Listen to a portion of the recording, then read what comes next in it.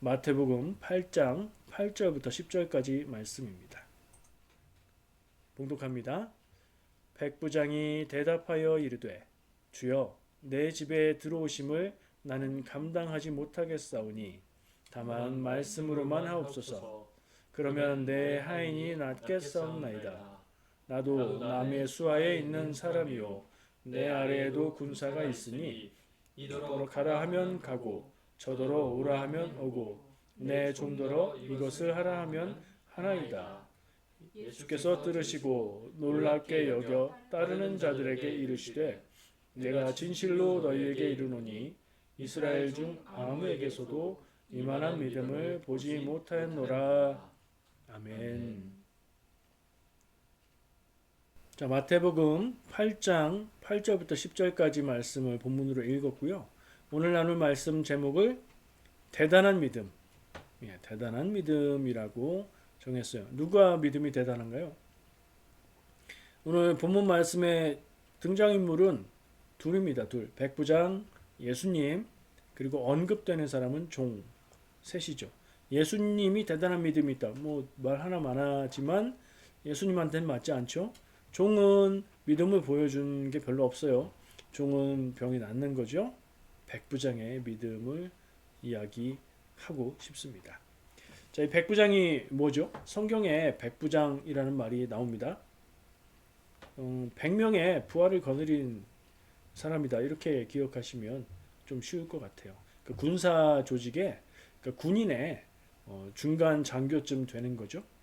한국에서 같으면 100명의 부하를 거느리고 있다 그러면 한 중대장쯤 될까요?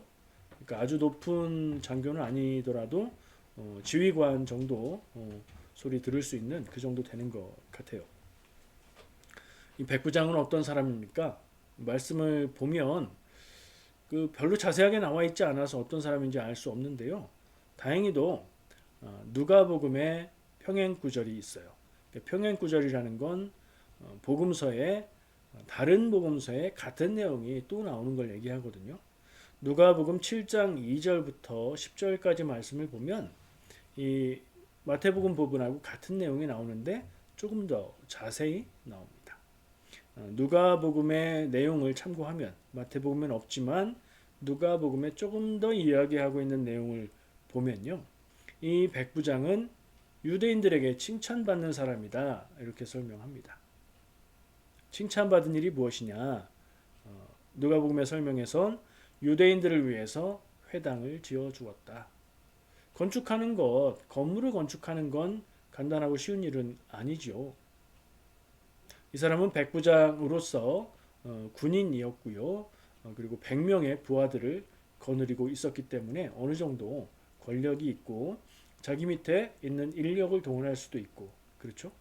자기 재산을 털어서 회당을 지어줬는지 아니면 군인들을 동원해서 지어줬는지는 모르겠지만 유대인들을 위해서 회당을 지어줬다. 그걸 유대인들이 기뻐하고 좋아하고 칭찬했다.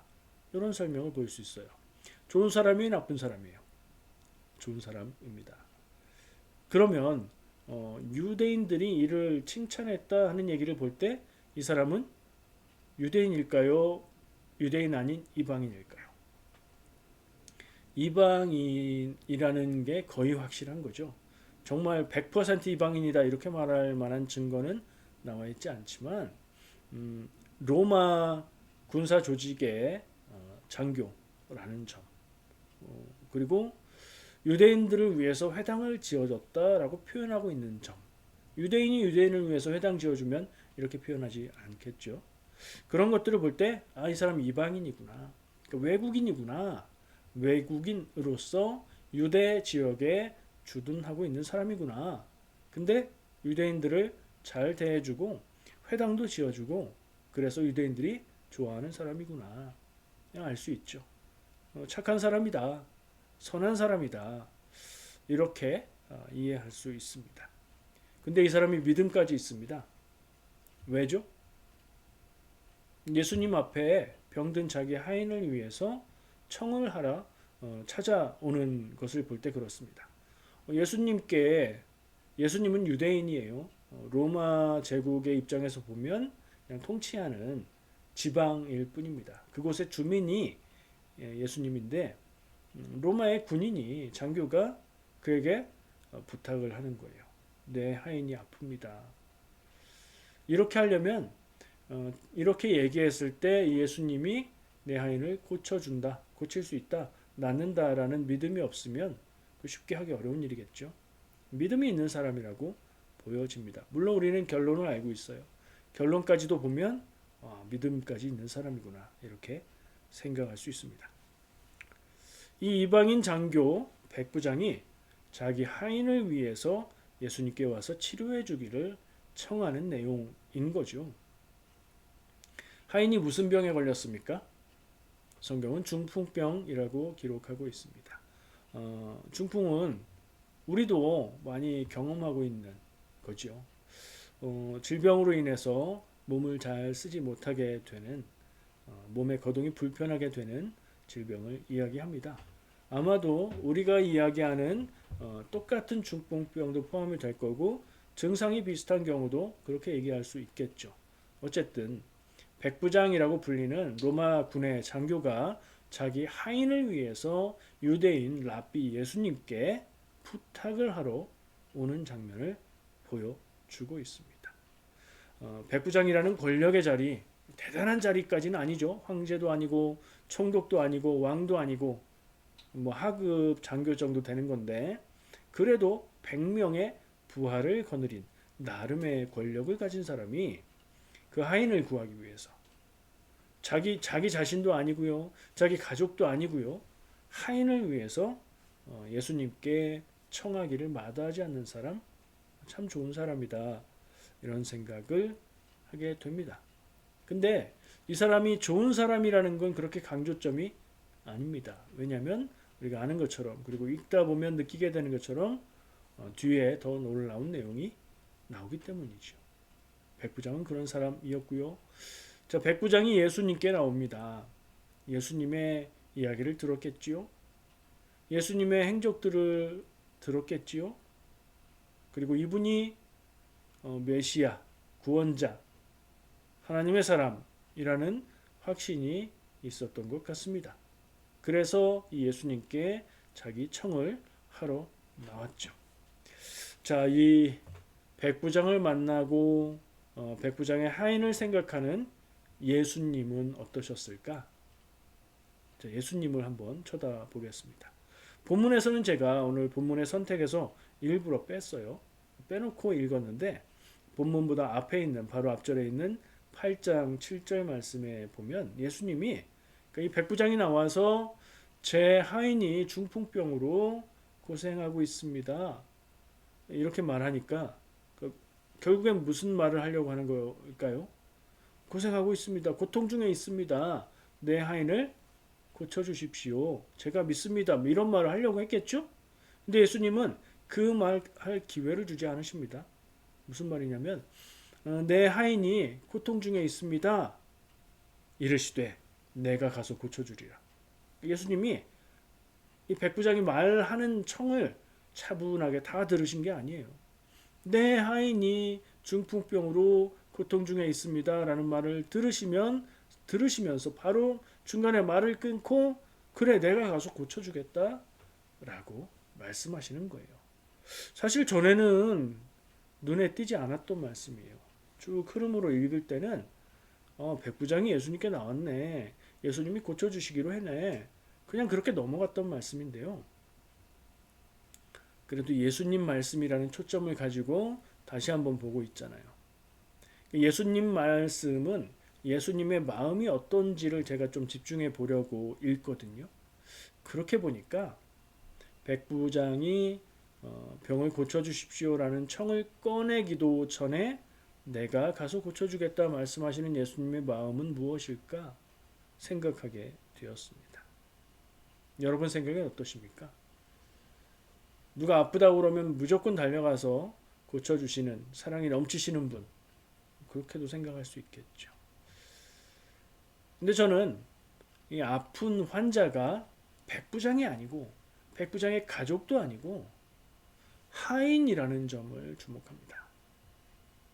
예수님은 내 하인이 아픕니다라고 말하는 백부장의 말을 들음과 동시에 그 하인의 일을 참고자 온 그 사람의 마음까지 다 보셨고, 그리고 하인, 연약한 사람, 가진 것 없는 사람, 지위가 낮은 사람이 아프다는 말을 들으시고 기다리지 못하시고 바로 내가 가서 고쳐주겠다 말씀하시는 것이 아닌가. 저는 그렇게 예수님의 마음이 느껴집니다. 예수님의 사랑을 직접적으로 볼 수 있는 말씀이지 않나, 그렇게 느꼈습니다. 연약하고 낮은 자에게, 소외된 자리에서 살아가고 있는 사람에게 마음 쓰시는 예수님을 보게 됩니다. 지난주에는 나병 환자가 예수님께 가까이 왔었죠. 가까이 오면 안 되는 사람인데 가까이 왔죠. 예수님은 그를 고쳐주기만 한 것이 아니라 그의 몸에 손을 대고, 그렇죠? 그 사랑의 마음을 그렇게 표현하시고 고쳐주시고, 아무에게도 얘기하지 말고 제사장에 가서 보여줘라 라고 말씀하셨죠. 예수님은 특별히 연약하고 약하고 낮고 아프고 괴로운 사람들, 남의 도움이 절실히 필요한 고통 가운데 있는 사람들을 그냥 지나치지 못하는 마음이신 겁니다. 지금 와서 생각하니까 가난한 자가 복이 있고 애통하는 자가 복이 있고 줄인 자가 복이 있고 라고 말씀하시는 그 말씀도 연약한 자들을 향한 하나님의 마음, 예수님의 마음을 표현하신 말씀으로 느껴집니다. 그래서 우리는 예수님을 의지할 수 있습니다. 세상 사람들은 무엇이라도 조금 더 가진 사람, 조금 더 높은 자리에 있는 사람, 조금 더 명예를 가지고 있는 사람이 있으면 깍듯이 대하고 부족한 게 없나 살피고 친절하게 대하려고 하죠. 보잘것없는 사람, 내 곁에 다가오면 불편하고 귀찮은 사람, 내가 도와줘도 나에게 갚을 것이 아무것도 없는 사람이 내 옆에서 고통당하고 있으면 어떻게 합니까? 나라고 하니까 좀 그런가요? 보통 사람들은 어떻습니까? 제가 단정해서 말하지는 않습니다. 돕는 사람도 많이 있습니다. 아프고 힘들고 연약한 사람을 보면 달려가서 돕는 게 또 한국 사람들의 특징이기는 하더라고요. 그런데 뭔가 많이 가지고 있는 사람, 높은 사람, 부자인 사람을 대하는 것과 같습니까? 예수님은 오히려 약하고 연약하고 없는 사람을 더 귀하게 보시는 것 같습니다. 그래서 우리가 예수님을 의지할 수 있다고요. 왜요? 나는 약하고 연약한 사람이기 때문이고요. 내가 힘들고 어렵고 괴로울 때는 특별히 내가 약하고 연약한 자리에 가 있기 때문이지요. 그래서 우리는 예수님을 의지할 수 있고, 이런 예수님을 나는 의지하고 싶다, 그런 마음을 갖게 됩니다. 자, 등장인물 둘에 대해서 얘기를 했네요. 백부장 그런 사람이었고 예수님 그런 분이셨어요. 이 둘이 만나서 누구 얘기를 합니까? 하인 얘기를 합니다. 하인. 등장은 안 했어요. 이야기하는, 언급되는 대상이지요. 그러나 이 두 예수님과 백부장의 만남에서 가장 큰 혜택을 입은 사람이겠죠. 근데 이 주목할 만한 점이 있어요. 이 한글 성경으로 읽으면 안 보이는데 원어를 찾아가면서 읽으면 보이는 재밌는 점이 있습니다. 이걸 원어로 다 읽을 필요는 없어요. 사실은 말씀을 준비하면서 제가 주석, 원어를 가지고 중요한 부분들을 설명해 놓은 책을 보았는데 거기서 알려줬어요. 뭘 알려줬냐? 주목할 점이 뭐냐? 우리는 하인이라고 하면 어떤 사람을 생각해요? 그냥 하인이죠. 낮은 사람. 여러분, 종과 노비와의 차이가 뭔지 아십니까?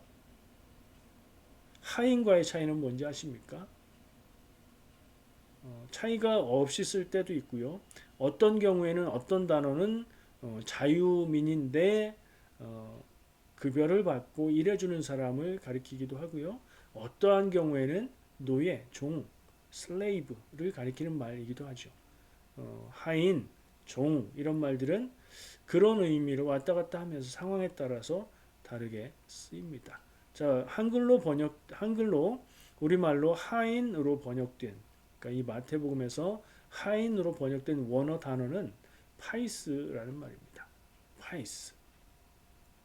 평행구절이라고 얘기했죠. 아까 누가복음에도 말씀이 나온다고요. 같은 내용이라고 했죠.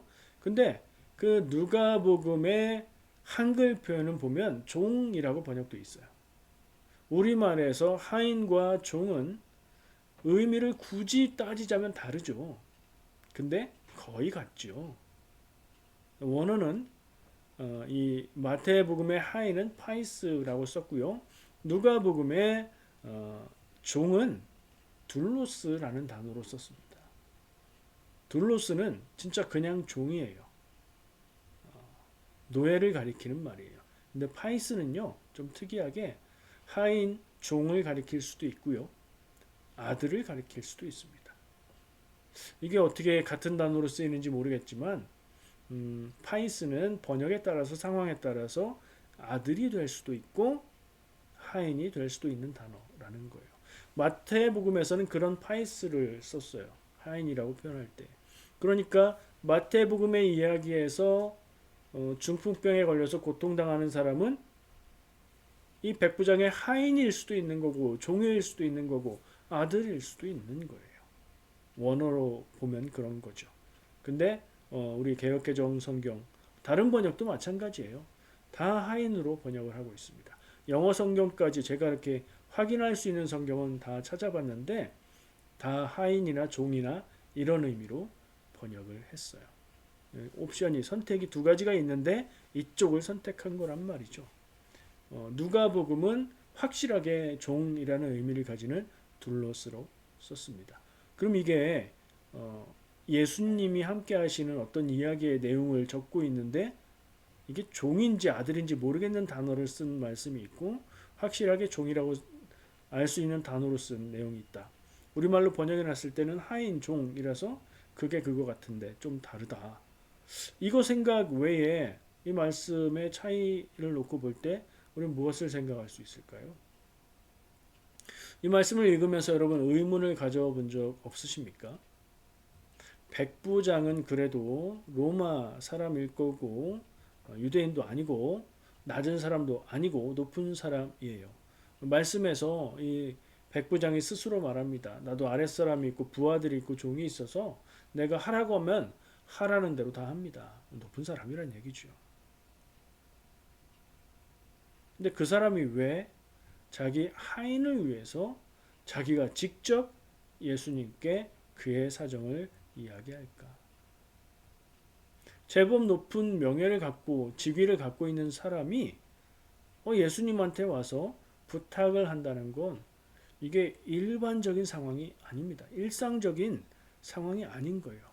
보통 상황이라면 아랫사람 중에 누구를 보내서 그냥 믿을 만한 부하를 보내서 예수님께 우리 백부장님이 하인이 한 명 아픈데 예수님께 정중하게 하인을 위해서 부탁하라고 청하라고 그렇게 말씀하셨습니다.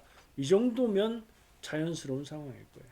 근데 백부장이 직접 예수님께 나와서 부탁을 하는, 그러니까 로마의 높은 직위에 있는 사람이 유대인 랍비에게 몸을 낮추고 마음을 낮추고 겸손하게 부탁을 하는 모습으로 나온다는 게 사실 자연스럽지 않았고 의아했습니다. 근데 이 마태복음의 하인으로 번역된 파이스라는 단어는 아들일 수도 있다. 그러면 한번 대입해 보는 거죠. 똑같은 이야기 속에 그 사람이 하인이라고 생각할 때와 아들이라고 생각할 때 뭐가 달라지나. 제가 의아하게 생각했던 부분이 이게 하인이 아니고 아들이었다면 당연한 얘기가 되어버립니다. 아들이 귀신 들려서 예수님을 찾아온 사람이 있었죠. 아들의 병을 위해서 찾아온 사람이 한둘이었겠습니까? 아들이 아프고 아들이 병들고 고통당하고 있다면 그 아버지가 아무리 높은 지위에 있고 아무리 명예가 높고 아무리 체면이 중요한 사람이라고 해도 그것을 고칠 수 있는 사람이 있다면 누구 앞에서나 무릎 꿇고 더한 모습이라도 낮출 수 있을 겁니다. 그러니까 아들이라고 생각해 보면 그 부분이 너무나 자연스럽게 이해가 되는 거죠. 그러면 누가복음에서 이야기하고 있는 둘로스, 종이라는 해석을 해보면 이 종을 그냥 종으로 노예로 하인으로 생각하고 읽어보면 그러면 또 강조되고 부각되는 것이 있는데 야, 이 백부장이 정말 좋은 사람이구나. 이 백부장이 하인까지도 이렇게 살뜰하게 챙기고 사람을 귀하게 여길 줄 아는 그런 사람이구나. 이 백부장의 마음과 사랑과 믿음이 부각될 수 있는 그런 차이점이 나타날 수 있습니다. 근데 아까 제가 얘기한 대로 이 마태복음도 아들이라고 번역한 성경은 거의 없어요. 그러니까 원어상에서는 하인도 될 수 있고 아들도 될 수 있지만 그것을 번역해서 옮길 때는 대부분 다 하인이라고 번역한단 말이에요. 그건 또 왜 그랬을까? 어쩌다 하나씩 아들이라고 번역한 데도 있어야 되지 않나? 내용을 보면 하인이라고 번역해서 얘기하는 게 더 자연스러워요. 그러니까 제가 아까 의아하다 생각했던 그 방향에서가 아니라 하인의 아픈 것을 예수님께 부탁하러 나왔는데 이 사람이 어떤 사람이어서 그랬냐? 아, 이 사람이 믿음이 대단한 사람이어서 참 겸손하고 참 믿음이 좋은 사람이어서 그렇게 했다. 이렇게 하면 또 자연스럽게 이어지죠. 그러니까 이 사람이 대단한 믿음의 사람이다 라고 이야기하고 있으면 상황이 자연스럽게 이해가 될 수 있어요. 또 그런 흐름에서 보면 하인이라고 번역한 게 잘한 번역이라는 생각도 들어요. 근데 아들이라는 뜻도 가질 수 있다는 점을 우리가 마음 한구석에 생각하고 가지고 있어도 이건 나쁘지 않다. 의미를 좀 더 폭넓게 말씀을 읽는데 적용해 보는 건 좋겠다. 파이스라는 단어가 아들로 번역될 수도 있는 단어다. 그러니까 마태는 아마 그런 마음을 좀 담아서 그런 단어를 쓴 것 같고요. 누가는 상황에 더 자연스럽게 하인, 종이라는 둘로스라는 단어를 쓴 거로 보입니다. 자, 오늘 말씀 제목이 뭐라고요? 대단한 믿음. 대단한 믿음. 누가 대단해요? 믿음이? 백부장이 믿음이 대단합니다. 그 얘기를 좀 해볼게요. 본문에서 성경에 기록된 말씀에서는 백부장의 믿음에 대해서 예수님이 말씀하십니다. 뭐라고 말씀하시죠? 이스라엘 중 아무에게서도 이만한 믿음을 보지 못하였노라. 그러니까 저는 제목으로 쓰려고 대단한 믿음이라고 썼지만 성경 본문에서 찾으면 이만한 믿음. 이만하다는 게 얼마나 다는 건데요. 이따만한 믿음일 수도 있겠지만 이 사람 같은 믿음을 가진 사람을 보지 못했다.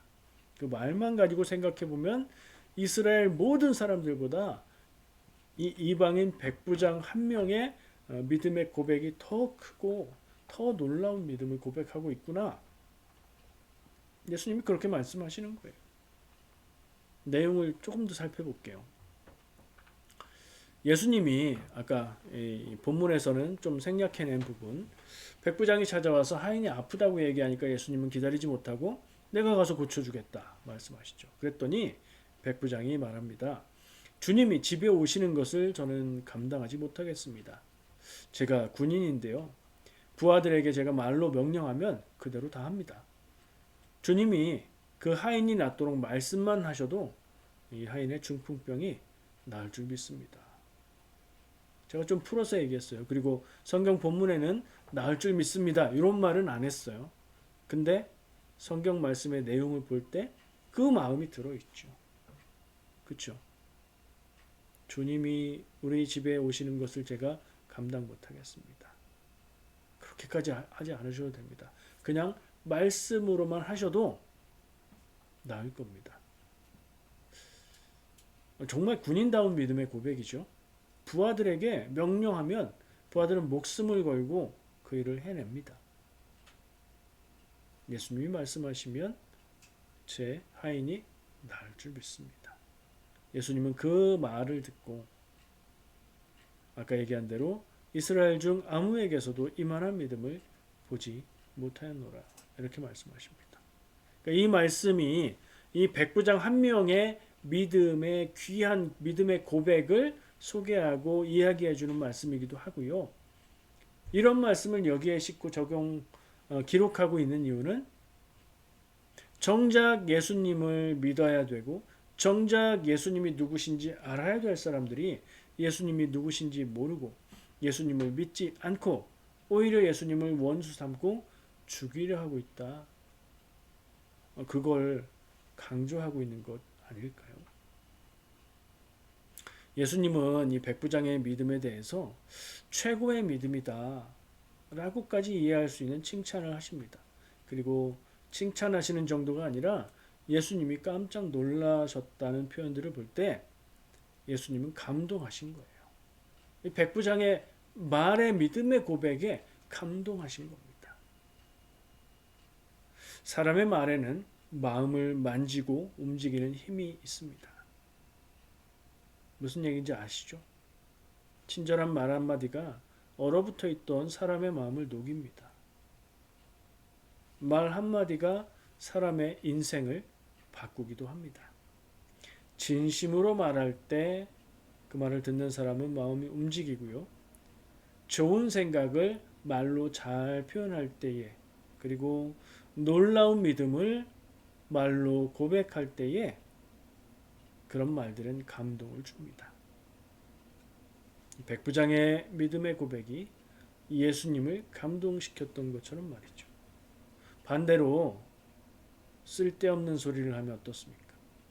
필요 없는 말, 듣는 사람들이 불편하고 기분 나쁠 말, 도움되는 건 한 개도 없고 마이너스만 되는 말을 하면 어떻습니까? 그 말을 듣는 모든 사람들이 불편합니다. 짜증이 나죠. 만약에 내가 그런 말을 하고 있다 생각이 든다면 한번 깊이 생각하고 말을 잘 하려는 노력과 기도가 좀 있어야 될 것 같습니다. 성경 말씀에도 혀를 제어하면 인생을 능히 제어할 수 있다. 그만큼 우리는 실수가 많다. 이런 얘기를 합니다. 남에게 책임을 넘기는 말, 비난하는 말, 그런 사람을 하는 사람 어떻습니까? 그 사람의 인격의 수준이 드러나 보이지요. 어려운 상황에서 절망을 더하는 말 어떻습니까? 일이 더 안 되게 만들지요. 사람의 마음에 상처를 남깁니다. 반대로 희망을 주는 말, 격려하는 말, 이런 말은 사람을 움직이고 마음을 움직여서 일이 되게 만들고 결과를 바꿉니다. 자, 우리는 믿는 사람입니다. 무엇을 믿습니까? 하나님을 믿고 예수님이 우리의 구세주 되심을 믿고 복음을 믿고 세상의 질서가 아니라 하나님의 질서로 살아가는 것, 그 길이 하나님의 뜻에 맞는 길임을 믿고 그렇게 살려고 애쓰는 사람들입니다. 그런 사람을 뭐라고 부릅니까? 성도라고 부릅니다. 성도라면 우리는 내 입술의 말에 대해서 깊이 생각하고 좋은 말을 해야 됩니다. 그냥 좋은 생각, 듣기 좋은 말, 이 정도 수준을 이야기하는 게 아닙니다. 하나님의 뜻을 깨닫게 할 수 있고 하나님의 뜻을 찾을 수 있게 하는 말, 절망하게 만들기보다 희망을 갖게 만드는 말, 가능성 속에서 힘이 되고 길을 열어갈 수 있는 그런 생각들, 말들 하는 거, 우리의 입술의 말들이 그렇게 변해가면 좋겠습니다. 먼저 해야 될 건 쓸데없는 말, 부정적인 말, 안 하는 게 더 나은 말을 안 하는 게 먼저 이고요. 마이너스를 줄이는 거죠. 그 다음엔 좋은 말을 훈련하면서 해가는 것. 그게 내 말을 바꿀 것이고 내 인생을 바꿀 것이고 내 주변 사람들을 바꿀 것이다. 저는 그렇게 믿습니다. 더욱 중요한 건 좋은 믿음의 고백이 있었으면 좋겠습니다. 하나님이 하셨어요. 하나님의 은혜예요. 저는 아무것도 한 것이 없어요. 이렇게 기도했더니, 이렇게 믿고 살아왔더니 하나님이 이루셨어요. 좋은 믿음을 고백하는 말들 많이 있습니다. 여러분들의 삶 속에서 하나님이 역사하시고 하나님이 우리의 삶을 인도하시는 걸 느끼고 믿고 경험하고 그것들을 말로, 좋은 말로 잘 표현할 수 있다면 내 믿음의 고백이 그 듣는 이들에게도 영향을 주지 않을까 생각합니다. 여러분들 삶 가운데 역사하시는 하나님을 경험하시고 그 경험을 믿음으로 고백하시고 말하는 그 고백대로 살아가시길 축복합니다. 기도하겠습니다.